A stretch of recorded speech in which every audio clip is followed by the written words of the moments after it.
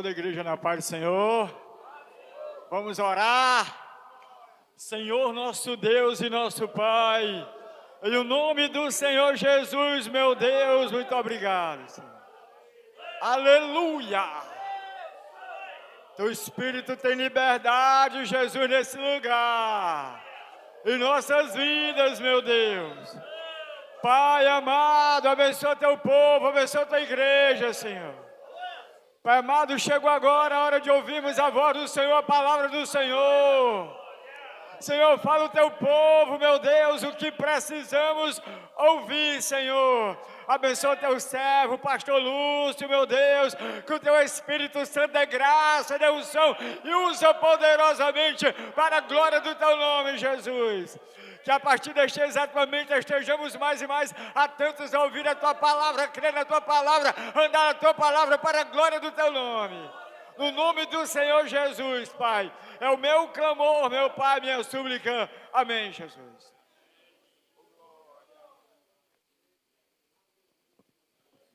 Louvado seja Deus, bendito seja o nome do Senhor para sempre. Meus queridos irmãos, nós queremos vos saudar com a doce, santa e gloriosa paz do nosso Senhor e Salvador Jesus Cristo. Queremos aqui nessa noite, mais uma vez, reafirmar a nossa alegria de estarmos aqui com os amados irmãos para nós falarmos da palavra de Deus, transmitirmos a palavra do Senhor, nos alegrarmos com os irmãos que aqui estão, com os varões da casa do Senhor, que estão aqui celebrando mais um ano nesta batalha, nessa luta.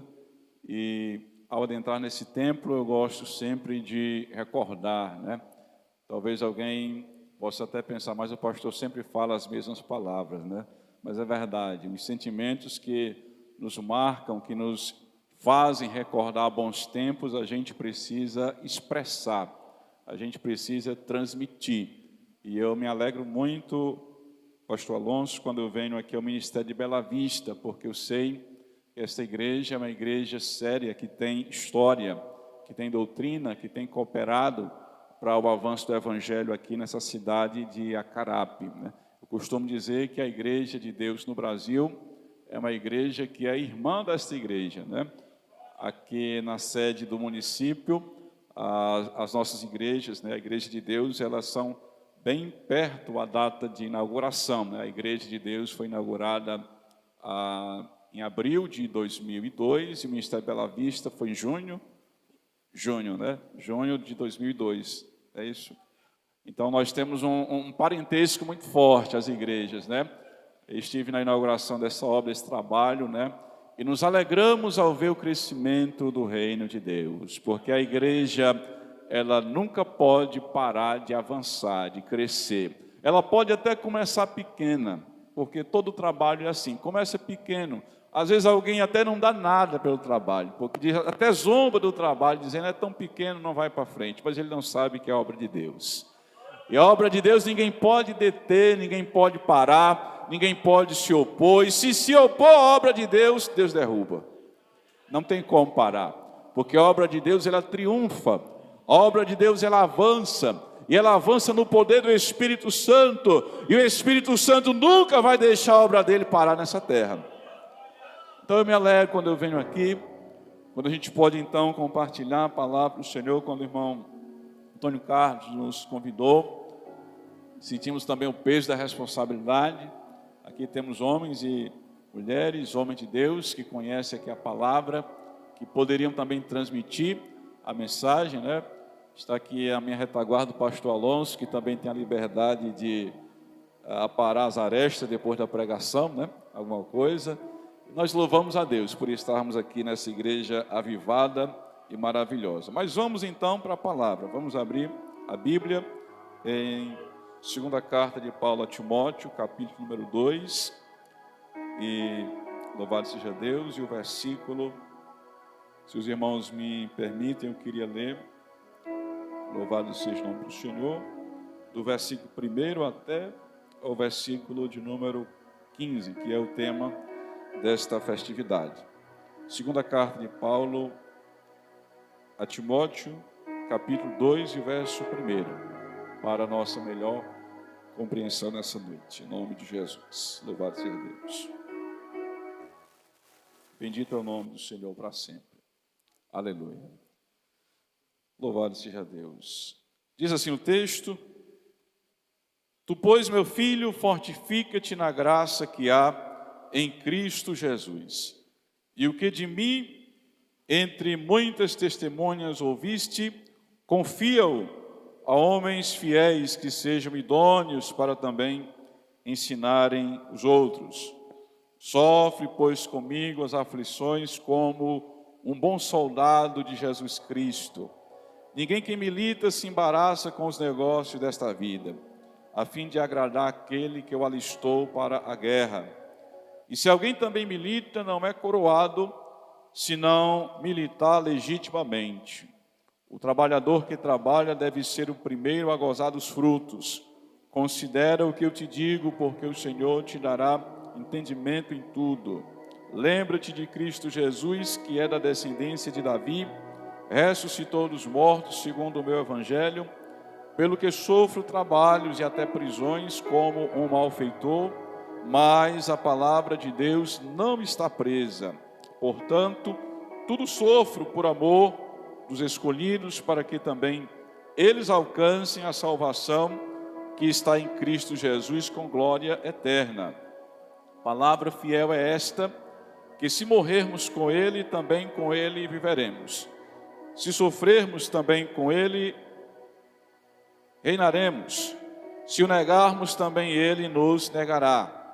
Se formos infiéis, Ele permanece fiel, não pode negar-se a si mesmo.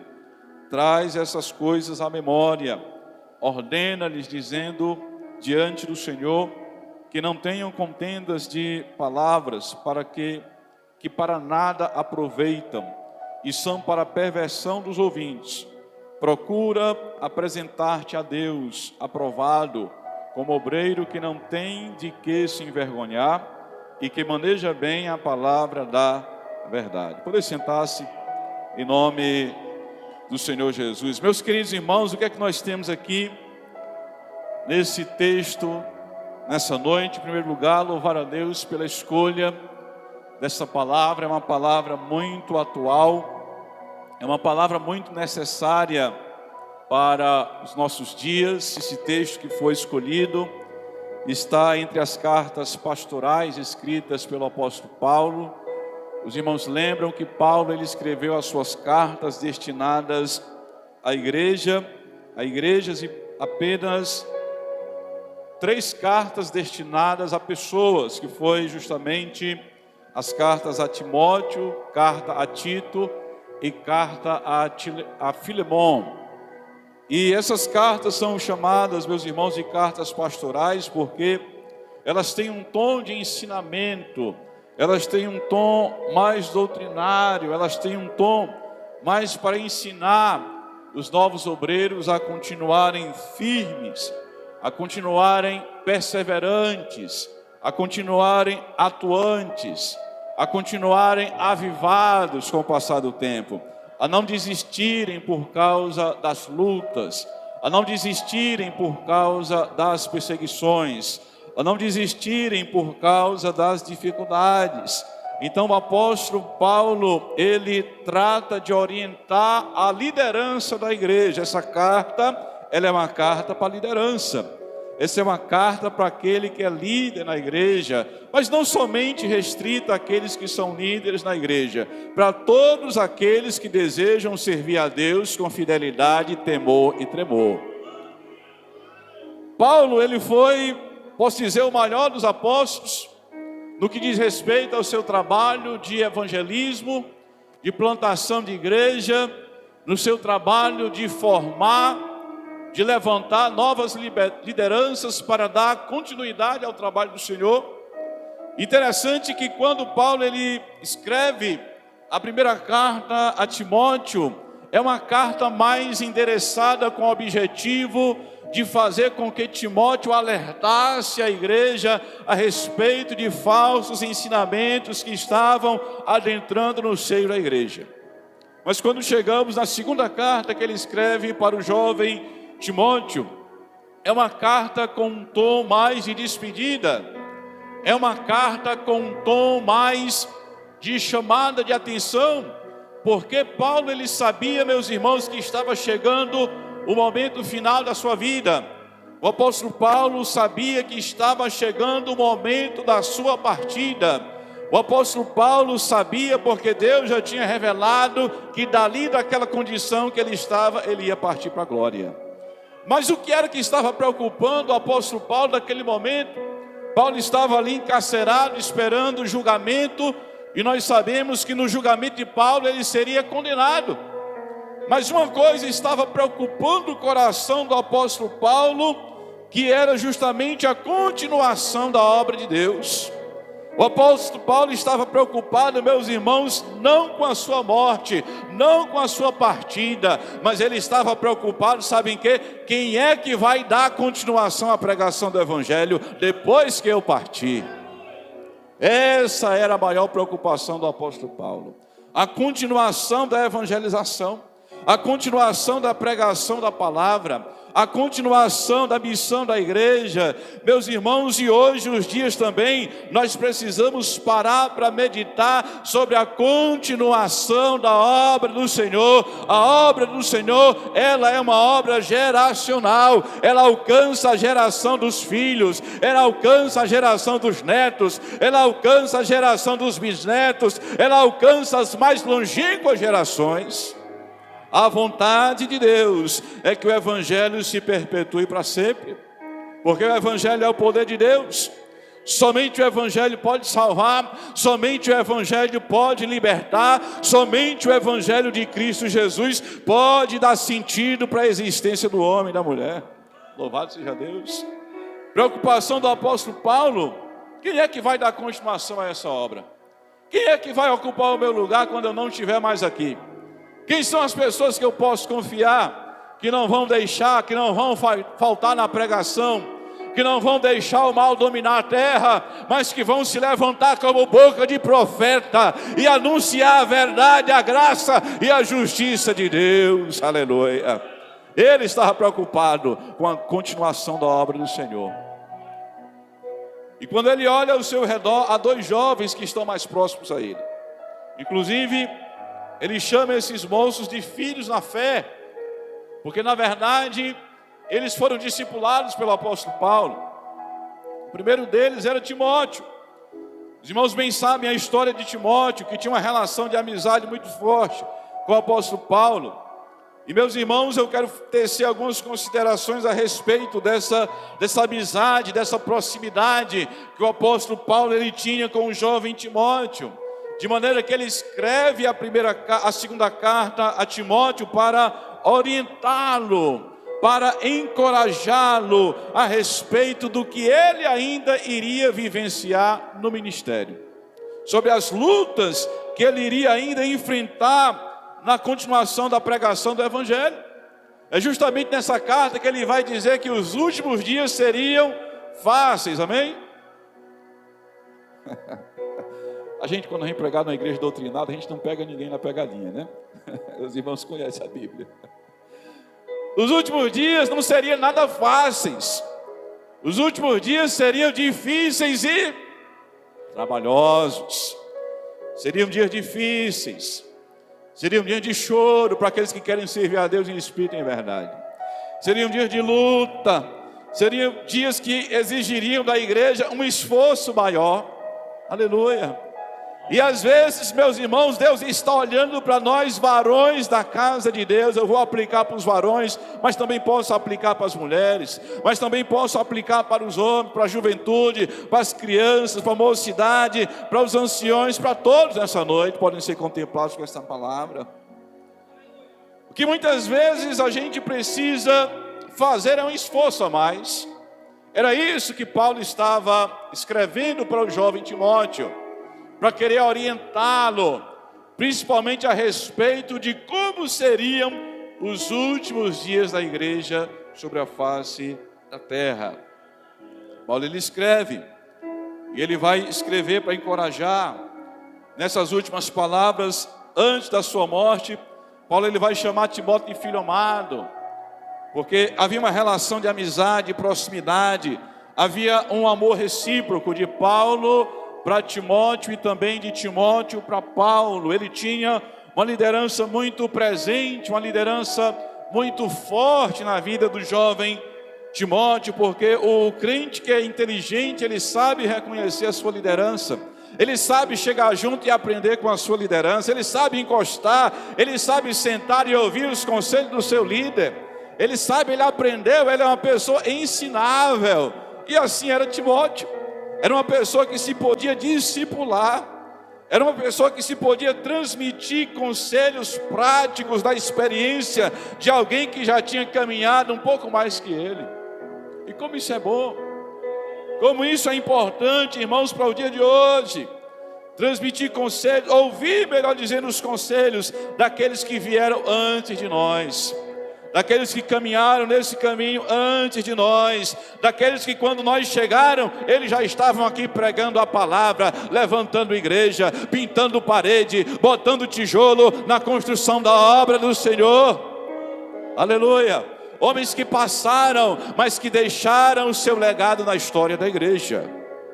Então Timóteo era aquele jovem que sabia ouvir, sabia parar para ouvir o apóstolo Paulo. De maneira que o apóstolo Paulo conhecia também muito bem o testemunho daquele jovem rapaz. De maneira que nas entrelinhas aqui no início do capítulo 1, Paulo ele elogia Timóteo dizendo que ele tem uma fé verdadeira, uma fé não fingida, uma fé na sua essência que realmente foi uma fé recebida no seio da sua família.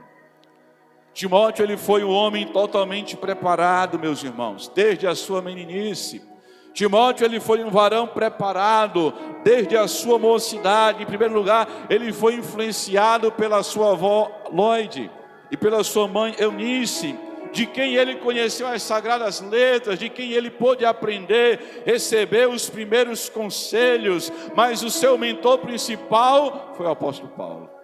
As mães, a mãe tratou de colocar a base do ensinamento, mas a revelação maior, a experiência maior da liderança, de como tratar, de como se conduzir, de como se portar, como se manter vigilante, como se manter perseverante, ele recebeu através do apóstolo Paulo. E a primeira coisa que eu aprendo aqui com esta palavra, Deus tinha um plano muito grande. Nós percebemos, meus irmãos, que aquele varão, ele foi preparado desde a sua mocidade. Você que está aqui nessa noite, talvez você diz, pastor, mas eu me converti depois do tempo da maturidade, eu me converti depois de casado, eu me converti depois de pai, depois que já fui avó, depois que já fui avô, depois que eu já tinha minha família formada, mas isso não implica que Deus não tinha um plano na sua vida, não. Muitas vezes Deus estava te chamando desde a sua mocidade, mas aprove a você a atender o chamado de Deus somente agora na idade da maturidade. Então Deus, meus irmãos, já estava trabalhando na vida do pequeno Timóteo. Deus também, meu querido e amado irmãos, já estava trabalhando na sua vida muito tempo atrás. A Bíblia diz que Deus nos via quando nós estávamos sendo ainda formados no ventre da nossa mãe. Louvado seja Deus. Deus já te via. Deus já tinha um projeto, varão, muito grande na sua vida. Deus já queria te aprovar. Aleluia. Deus já tinha o objetivo de te aprovar desde muito cedo. Deus já tinha, meus queridos, o projeto de aprovar os irmãos desde muito novinhos na presença do Senhor. Então é interessante essas reflexões que o apóstolo Paulo, meus irmãos, ele faz ao iniciar a segunda carta. E ele vai falando, e ele vai mencionando ali sobre a vida de Timóteo, o dever que ele tem agora para com a igreja que ele estava pastoreando, que era a igreja de Éfeso. Um grande desafio. Saiba que Deus, quando Ele nos chama, Ele não nos deixa à deriva como um barco, não. Quando Deus nos chama, Ele também nos vocaciona também para a sua obra. Como foi dito aqui, a escolha desse tema foi destinado aos varões e não somente aos obreiros consagrados. Mas eu quero dizer para você nessa noite, você seja consagrado ou não, Deus conta com você com essa obra, irmão. Se você já foi consagrado ou se ainda não foi consagrado, se ainda Deus tem um plano de te chamar para o ministério, espera o tempo certo, espera o tempo adequado, fica servindo a Deus, gastando os teus dias em servir, em dar o seu melhor para Deus, que no tempo certo e determinado, Deus te levanta. Deus usa a tua liderança, Deus faz com que te vejam, mas primeiro espera o tempo certo. Espera o tempo oportuno, não te apressa, nem por um minuto. Deus chama no momento exato. Deus estava preparando o jovem Timóteo desde muito cedo, e o momento era esse. O momento adequado era aquele. Talvez ele estivesse com medo porque Paulo era o mentor de Timóteo. Mas agora Paulo está preso, Paulo está distante, Paulo está longe, Paulo está enfrentando perseguição, Paulo está enfrentando cadeias. E quem é que tem que continuar? Quem está lá fora. E quem é que está lá fora? Timóteo. Aí bate aquele frio na barriga. Sabe quando você vai pregar?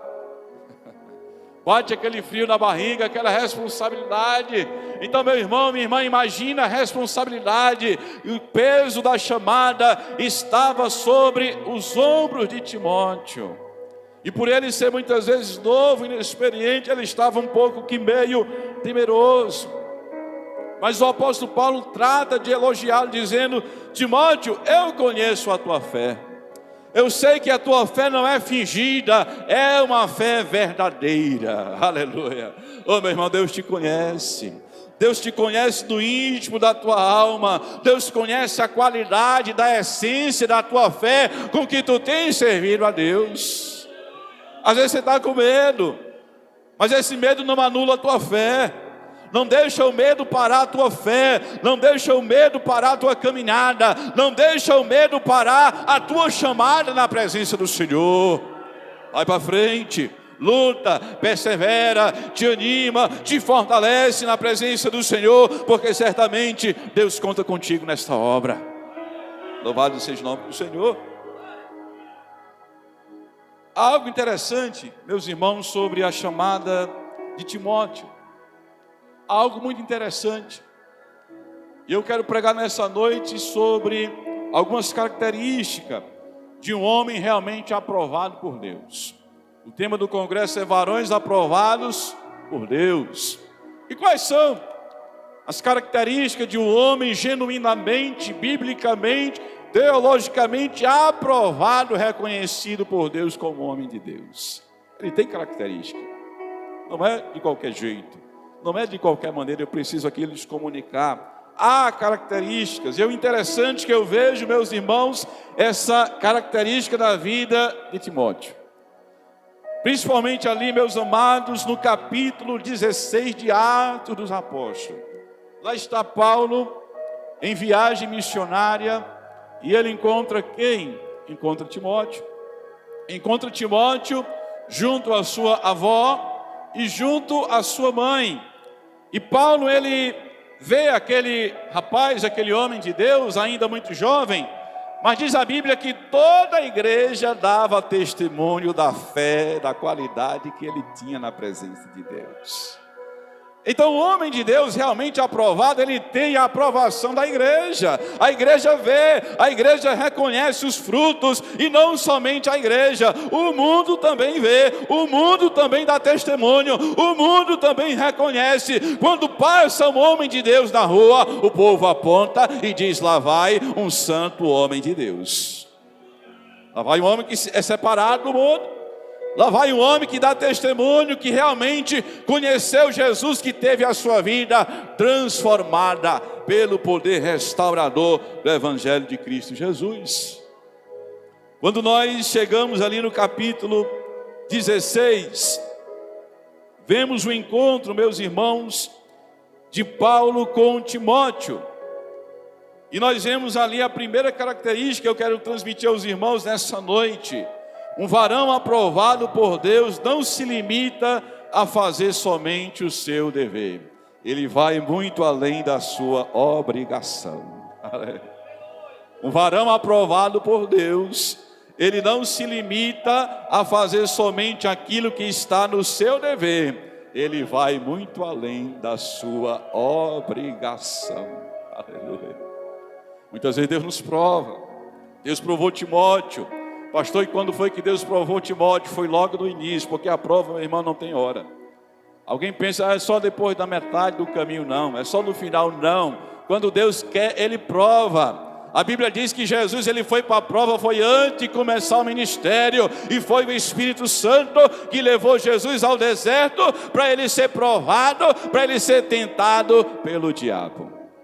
Então a prova é Deus que propõe. Para quê? Não para nos envergonhar, meus irmãos, não para nos derrotar, não para nos destruir, mas para nos fortalecer na caminhada.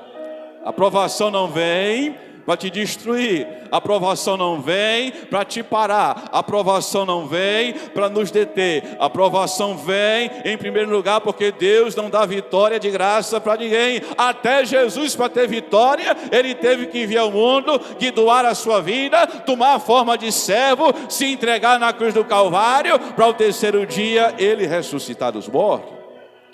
Deus não dá vitória de graça. E conosco também é da mesma forma, meus amados irmãos. Como foi que Timóteo foi capaz de ir além daquilo que era esperado? Meus queridos, quando a gente encontra ali Paulo com vontade de chamar Timóteo para a equipe de missões da igreja. Paulo estava com vontade de colocar novas pessoas na equipe de missões da igreja. E ele olha para aquela obra onde ele chega ali pregando e evangelizando. E ele vê Timóteo. E ele sente vontade de convidar Timóteo para caminhar, para viajar com eles, pregando e anunciando a palavra de Deus. Mas havia um contratempo. Qual era o contratempo? Timóteo não era circuncidado. Você lembra que ele era filho de mãe judia, mas o pai era grego.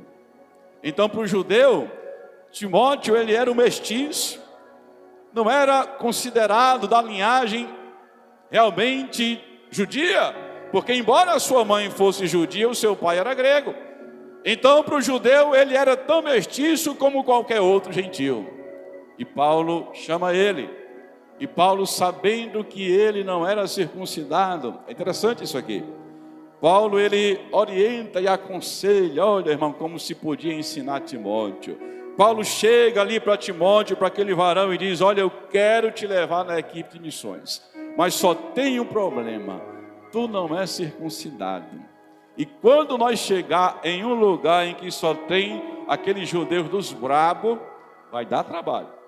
Então não foi por questão doutrinária, porque a circuncisão não salva, não serve para salvar ninguém. Mas foi para a questão, meus amados irmãos, foi para a questão de evitar problema com os judeus, aqueles que ainda eram amarrados, aqueles que ainda queriam impor as tradições ainda da lei de Moisés. Mas, meus irmãos, quando Paulo ele chega para aconselhar Timóteo, a gente poderia até pensar, puxa, ele não tinha nenhum direito de dizer eu quero, porque a circuncisão era com 8 dias de nascido, mas ele já era um homem formado, não tinha qualquer dever, não tinha qualquer obrigação de aceitar ser circuncidado pelo apóstolo Paulo, mas por amor ao reino de Deus, ele aceita.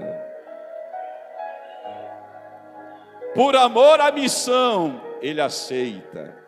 Por amor ao Evangelho, para que o Evangelho pudesse, meus irmãos, continuar, ele aceita ser circuncidado, não por força da religião, mas para que o Evangelho não tivesse nenhuma barreira onde ele chegasse. Louvado seja Deus.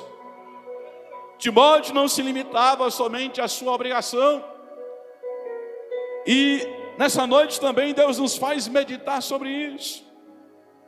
Eu lembro também, meus amados irmãos, daquilo que Jesus falou em Mateus capítulo 5 e verso 41. Como igreja que vive o reino de Deus no seu dia a dia, nós precisamos sempre ir além da nossa obrigação. Seja no nosso trabalho, seja na igreja, seja lá na faculdade onde Deus te colocou, seja onde você estiver na sua rua, seja no departamento que Deus colocou na tua mão para você liderar na casa de Deus, seja onde for, vai mais além do que a tua responsabilidade. Promove mais, promove mais o reino de Deus através da tua vida. Deixa Deus te usar, não se limita apenas naquilo que já foi confiado na tua mão. Aleluia. Porque a vontade de Deus, meus queridos, é que a igreja ela vá mais além,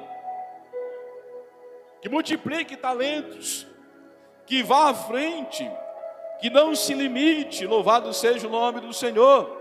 Então eu lembro do que Jesus ele falou na pregação do Sermão do Monte, quando ele diz: se alguém te obrigar a caminhar 1 milha, vai com ele 2.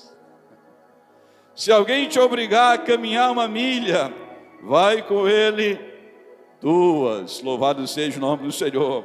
Nós sabemos, meus amados, que no tempo do apóstolo Paulo, também no tempo de Jesus, o Império Romano ele dominava Jerusalém. E dominando então Jerusalém, a gente sabia que o império tinha a sua forma de oprimir o povo.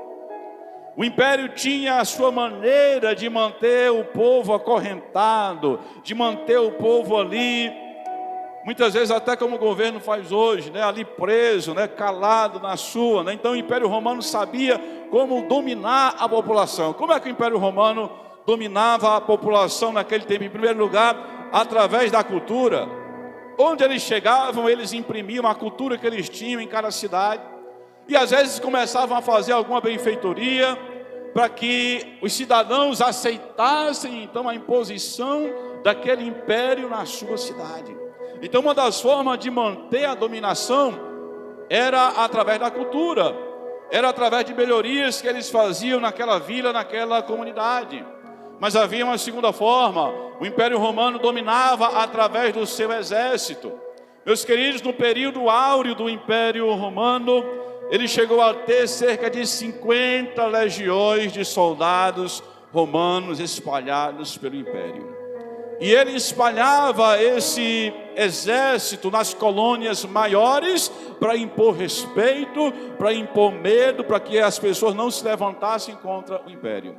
E a terceira forma, como o Império Romano ele mantinha a ordem, mantinha a lei onde eles chegavam, era através do próprio soldado romano.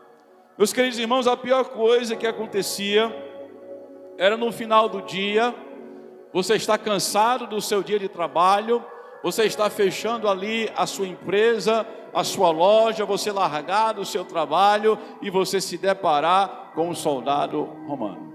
Era a pior coisa que poderia acontecer na sua vida. Por quê? Porque o soldado romano poderia te obrigar naquele momento a você prestar serviço para o império.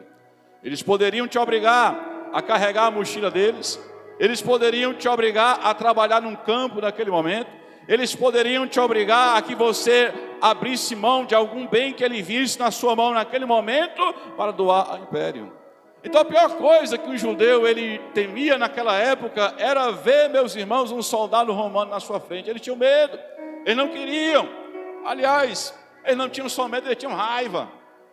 O judeu ele odiava quando ele via então um soldado romano ali perto, vindo na sua direção, porque na mente do judeu ele iria então recrutá-lo naquela hora. Então quando eles escutam a pregação de Jesus, quando eles escutam ali a mensagem do sermão da montanha, e Jesus vai ali, meus amados irmãos, expor os conceitos do reino de Deus. Jesus vai ali dizer que bem-aventurados, que felizes são os pobres de espírito, porque dos tais é o reino do céu. Jesus vai dizer: bem-aventurado não é aquele que ri para o vento, não. Bem-aventurado, feliz, realmente é aquele que chora, porque ele será consolado. Louvado seja o nome do Senhor. Jesus começa ali a trazer a exposição daquilo que seria realmente os bem-aventurados do reino de Deus. E mais na frente Jesus vai dizer algo curioso, louvado seja Deus: se alguém quiser te obrigar a caminhar 1 milha, vai com ele 2. Porque a lei permitia que o soldado parasse, olhasse ali para o judeu e dissesse: carrega a minha mochila. E o judeu não poderia questionar, talvez se questionasse seria morto. Então Jesus ele dá um entendimento diferente de caminhar na segunda milha, de avançar, de fazer muito mais daquilo que é apenas o nosso dever ou a nossa obrigação como cristão. Quem sabe existe alguma área na igreja que você olha e diz assim: aqui eu poderia servir aqui, mas eu já faço isso, não vou fazer não, porque já estou bastante ocupado. Vai além da tua obrigação, faz mais um pouco, te dedica um pouco mais, como diz aquele hino, ora um pouco mais, jejua um pouco mais, consagra um pouco mais, vai mais além. Deus espera de nós, varões da igreja, continue indo mais além. Às vezes o judeu estava cansado, mas Jesus está te ensinando, vai mais além. Porque se ele te obrigar a caminhar a primeira milha, tu pode ir até na força do ódio. Mas na segunda milha tu não é mais obrigado a caminhar com ele. E quando tu se dispuser a caminhar com ele, ele vai olhar para ti e vai dizer: por que esse homem quer caminhar comigo? Ele não está mais obrigado a caminhar comigo. Quem é ele? Por que ele está fazendo isso? O que é que ele quer me dizer? O que é que ele quer me transmitir? O que é que ele quer me passar com esse testemunho que ele está dando? Ô irmão, eu quero dizer para você que você está pregando com o seu testemunho de vida. A sua vida é uma pregação diante do mundo. O mundo está vendo, meu querido, minha querida irmã, o seu testemunho dia após dia. Todas as coisas que você está fazendo estão cooperando para que o reino de Deus ele seja propagado através da tua própria vida. Louvado seja o nome do Senhor. Aleluia. Timóteo não era obrigado a se circuncidar. Ele faz isso por quê? Por amor. Por amor a quem? Ao reino de Deus. Ele abre mão do seu direito. A história já estava resolvida no capítulo 15 de Atos. A igreja lá fez a reunião e decidiu: não precisa mais circuncidar ninguém. Mas por amor ele aceita ser circuncidado. Aleluia. Para que o evangelho pudesse ir mais além. Aleluia. Segundo lugar, um varão realmente aprovado por Deus, meus amados irmãos, ele utiliza os dons que Deus entregou com amor, coragem e moderação. É isso que Paulo disse para Timóteo. Um varão aprovado realmente por Deus é aquele que utiliza os dons que Deus entregou com amor, coragem e moderação. Aleluia. Meus amados irmãos, quando Paulo orienta, dizendo que ele deveria, ali no versículo 6 e 7 do capítulo 1, despertar o dom. Se você ler a carta pastoral, você vai ver que Paulo, ele diz lá no capítulo 1, versos 6 e 7, Timóteo, desperta o dom que há em ti. Outra tradução vai dizer, aviva o dom que há em ti. Quando nós ouvimos o apóstolo Paulo aconselhando dessa forma, a gente pode compreender no mínimo duas coisas. Primeiro, o dom estava na vida de Timóteo. O dom nunca saiu de lá. Porque a Bíblia diz que os dons e a vocação de Deus, eles são irrevogáveis. Você pode até não estar usando, mas ainda está aí. Ainda está na tua vida, ainda está permeando o teu coração, a tua mente. Aquilo que Deus te entregou, ainda está aí. Então o primeiro entendimento que nós temos é que o dom estava na vida de Timóteo. Mas em segundo lugar, nós temos outro entendimento também, que embora o dom estivesse na vida dele, ele não estava mais usando o dom. O que é que ele precisava então fazer, meus amados irmãos? Ele precisava apenas despertar o dom que Deus já tinha entregado. E nessa noite, onde é que está o dom que Deus te entregou? Onde é que está aquilo que Deus colocou na sua mão? Onde é que está o ministério que Deus colocou nas tuas mãos? Onde é que está a tua chamada nessa noite? Aquilo que Deus vocacionou, muitas vezes usou o pastor, te chamou, te colocou na posição e você simplesmente parou por causa da dificuldade, da luta. Mas Deus está falando com você nessa noite, meu filho, é tempo de despertar o dom que há em ti. É o tempo da igreja ser a igreja. O tempo não é ontem, o tempo não é amanhã, o tempo é hoje. Hoje é o tempo da igreja ser a igreja. Hoje é o tempo de nós não nos envergonharmos do evangelho e levantarmos a bandeira da pregação do evangelho de Jesus Cristo. Doa a quem doer. Aleluia. Você pode estar dizendo: pastor, não estou preparado. E quem foi que disse que Deus te levanta no teu melhor momento da tua vida? E quem foi que disse que Deus te levanta quando você está se sentindo 100% preparado? Olha aqui Deus chamando, olha aqui Deus falando através da vida do apóstolo Paulo. Olha aqui Deus falando com Timóteo, e Timóteo ali se retraindo, talvez dizendo: eu não tenho condição de fazer. E Deus dizendo: vai, porque eu sou contigo. Vai, porque eu estou na tua vida. Eu sou na tua vida. Aleluia. É tempo de despertar o dom, meus amados. É tempo de tirar a poeira. É tempo de desenterrar aquilo que foi enterrado, aquilo que foi escondido, talvez por medo, talvez pela luta que se mostrou uma luta muito grande, talvez por um momento de desânimo ou de frieza espiritual, que é normal que ela bata na nossa porta, principalmente quando a caminhada não está mais no início, principalmente quando a caminhada já está lá do meio para o final. Ou no começo tudo é flores. No começo é muito bom as coisas, né? É oração, é culto, é evangelismo e é consagração.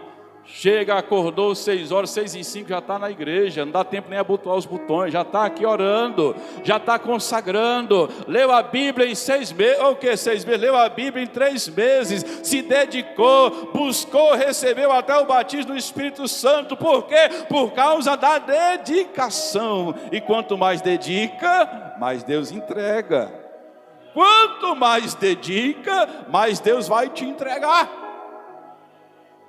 Quanto mais se doar, mais vai receber na presença do Senhor. Onde estão os homens que querem receber na presença do Senhor? Onde estão aqueles que querem sair cheios nessa noite do Espírito Santo, carregados com os carregamentos celestiais nessa noite? Louvado seja e bendito seja o nome do Senhor. Aleluia. Amados, há uma constante necessidade no coração do crente de renovação espiritual. Ei! Eu já esfriei, eu já parei também na minha caminhada, aleluia.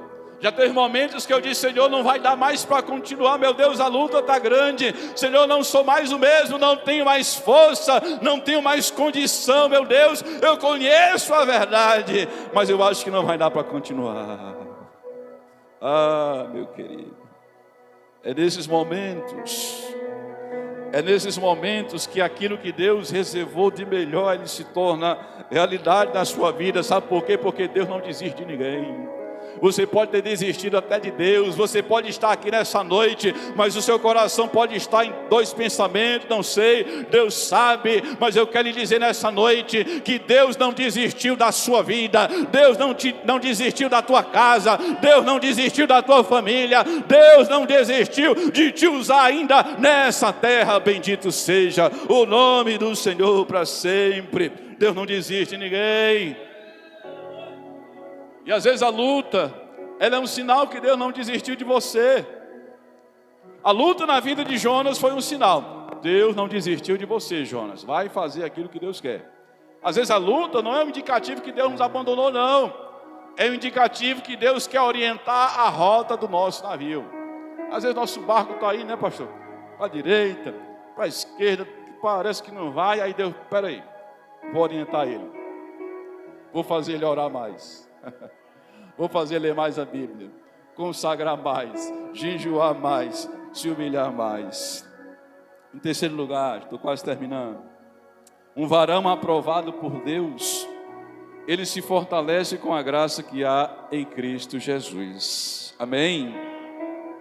Um varão de fato aprovado por Deus, ele se fortalece na graça que há em Cristo Jesus. É justamente isso que Paulo ele vai escrever para Timóteo no início do capítulo 2. 2 Timóteo capítulo 2: Tu, pois, meu filho, fortifica-te na graça que existe, que é abundante e que nunca vai faltar em Cristo Jesus, o Senhor. Eu tenho uma notícia boa para você nessa noite.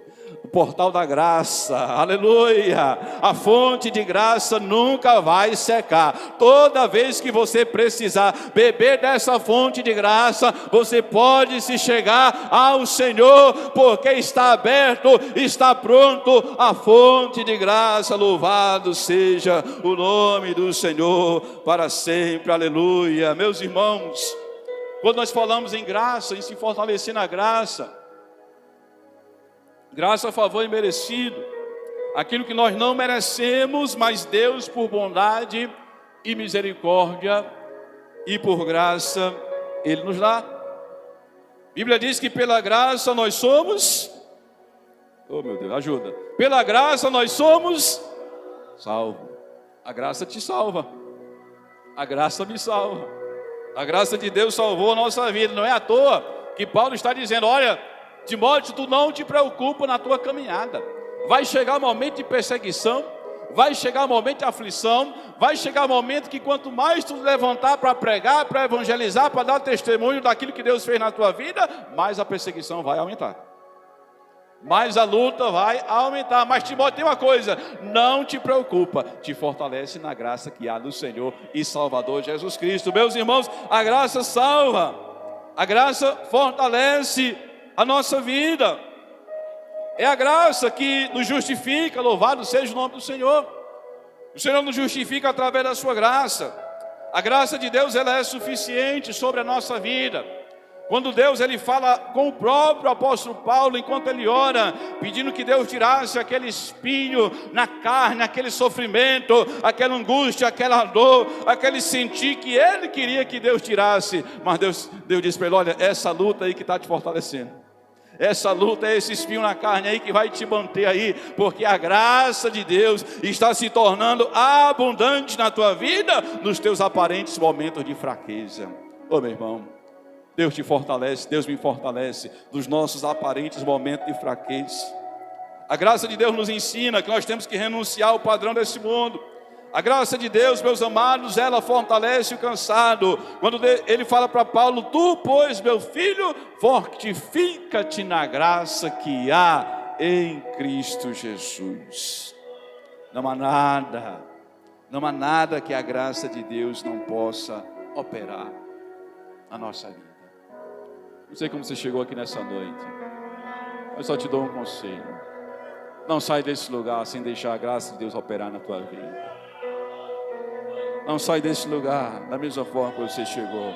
Se você já chegou alegre, satisfeito, pulando, saltitando, saia transbordando da graça, porque diz a Bíblia que Jesus de Nazaré, Ele é o Verbo de Deus que se fez carne e habitou entre nós, e vimos a sua glória, cheio de graça e de verdade. Aleluia! É a graça de Deus que enche o nosso coração. É a graça de Deus que faz te dar esse glória bem alto aí. É a graça de Deus, é a graça de Deus, irmão. Diante do problema, não faz você perder a cabeça, não faz você se desesperar. É a graça de Deus. Não há nada que essa graça não possa operar na nossa vida. Em quarto lugar, e para encerrar, um varão aprovado por Deus. Eita Jesus, isso aqui é mais forte. O varão aprovado por Deus, ele segue os 3 exemplos que o apóstolo Paulo, ele dá a Timóteo. Mais especificamente aqui, louvado seja Deus, aleluia. Quando ele compara a caminhada cristã, vou ler para vocês, verso 4. Sofre, pois, comigo as aflições como um bom soldado de Jesus Cristo. O negócio fica mais estreito aqui. Quando Paulo está falando em graça, é muito bom. Mas quando ele diz: agora Timóteo te prepara para suportar a luta, pastor? Aí o negócio fica mais estreito, irmão. Mas por quê? Porque Paulo, ele vai dizer agora: eu não estou mais aí contigo na igreja. Tu tem que segurar as pontas aí onde tu está. Onde Deus te colocou, segura as pontas. Não desiste, não desanima. te encoraja, vai à frente, luta, faz, caminha um pouco mais porque eu sou contigo. E agora, o conselho é: suporta as aflições. Como? Mas como, Paulo? Reclamando, murmurando, se calando, parando? Não. De que maneira? Como um bom soldado de Cristo. Aleluia. Suporta, meu irmão. Está na luta, suporta um pouco mais. Suporta. Não deixa a tua cruz. Não deixa a tua congregação. Não deixa o local onde Deus te plantou, onde Deus te colocou, onde Deus te chamou, te preparou, te vocacionou, investiu na tua vida. Fica no lugar que Deus te colocou.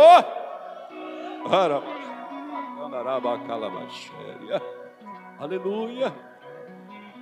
Ah, meu irmão.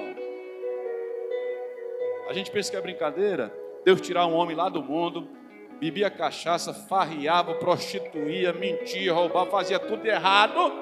Deus dá um banho com seu sangue, com graça e misericórdia, e ele acha isso que é qualquer coisa. Isso não é qualquer coisa. Isso é uma obra muito grande. Sabe o que é que eu entendo, meus irmãos, nessa noite? É que Deus está investindo pesado nos homens de Deus que estão aqui nessa noite. Deus está investindo na tua vida, meu amado irmão, minha amada irmã. Deus tem investido na tua vida. Deus tem investido em você, meu irmão. Ah, pastor, mas sou tão improvável. Deus está investindo em você. E o investimento foi muito alto para você querer parar, para você querer largar a sua cruz, para você dizer que não dá mais. Ah, meu irmão, o investimento foi preço de sangue. Por isso Paulo está dizendo para Timóteo: vai chegar um tipo de dificuldade. Os homens não vão querer ouvir a pregação genuína. A pregação misturada vai crescer, mas a genuína vai sofrer. A pregação misturada vai ser um negócio sério, mas a pregação genuína, os homens não vão querer ouvir, porque é a verdade. Estão vivendo esse tempo, sim ou não? Estão vivendo. E o que é que Paulo disse para Timóteo? Suporta. Suporta. Não vai fugir. Se fugir, Deus vai fazer igual Jonas. Prepara lá o barco. Ou melhor, a tempestade. Depois vem o peixe. Então não é perda de tempo. É melhor ficar aqui na arca. É melhor ficar aqui na arca. Deus está ali te preparando como Deus estava preparando Timóteo, preparando ali desde pequeno ali, desde ali de novinho, preparando com a mãe, com a avó, preparando com Paulo, com a igreja, com os anciãos da igreja, com os presbíteros da igreja. Deus estava preparando. Deus estava investindo, então suporta, como um soldado. E como é que um soldado, meus irmãos, ele suporta as aflições? Você sabe que ninguém começa como um soldado, com a patente, como coronel, não, né? Alguém aqui já serviu o exército? Ninguém começa como um coronel, né? Ninguém começa como um subtenente, um tenente, não. Vai ser recruta, não é assim? Quando alguém vai se alistar, vai se recrutar, ele vai entrar ali no quartel, na posição ali de treinamento. Ele vai ser treinado. E ele vai ser treinado, meu irmão, vai ser condicionado ali, em condicionamento para que o corpo dele possa se fortalecer e suportar a luta. Não é da noite para o dia, não. É um processo de Deus. Quantos estão compreendendo? Diga amém. Diga amém. É um processo. Hoje muitos querem pular o processo. Não pule o processo. Quanto mais Deus te preparar, quando chegar o tempo determinado, mais a glória de Deus vai se manifestar na tua vida. Se tu aceitar o tempo de preparação e ficar na posição que Deus determinou, quando chegar o tempo que Deus determinou, mais a glória de Deus vai encher a tua vida. É assim. Então há um treinamento, o soldado suporta um treinamento. Quando ele vai entrar na corporação, primeiro ele é ali recrutado, alistado, e ele tem ali que participar, irmão, de um condicionamento físico muito forte, porque o corpo dele não suporta ainda as batalhas que um soldado tem que travar. Então ele vai ter que ser preparado. É assim que Deus está fazendo na nossa vida. É assim que Deus faz conosco. Primeiro ele nos prepara, para que nós possamos estar condicionados, irmãos, às lutas. Aos novos recrutas, campo de treinamento é requerido atividade de todo tipo para fortalecer o corpo físico. Agora, imagine o corpo espiritual. Imagine o espírito, irmão. Porque a nossa luta não é contra a carne e nem contra o sangue. Talvez se fosse, seria até mais fácil, porque a gente ia lá, né? Prendia lá aquele negócio lá da luta e dava um show. Mas não é assim. A luta é espiritual. Você não vê, você não está ali aos olhos carnais, não é visível aos nossos olhos. Deus em Cristo, Ele não permitiu que essa batalha, que essa luta espiritual fosse visível aos nossos olhos. Mas os efeitos a gente sente. Às vezes você está cansado, é uma batalha espiritual muito grande. Uma luta espiritual muito forte, irmão. Aquela batalha espiritual, o céu querendo te condicionar para frente e o maligno querendo te condicionar para trás. Mas Paulo está dizendo: suporta as aflições como um bom soldado de Cristo. Depois ele vai dizer: olha para o exemplo do atleta.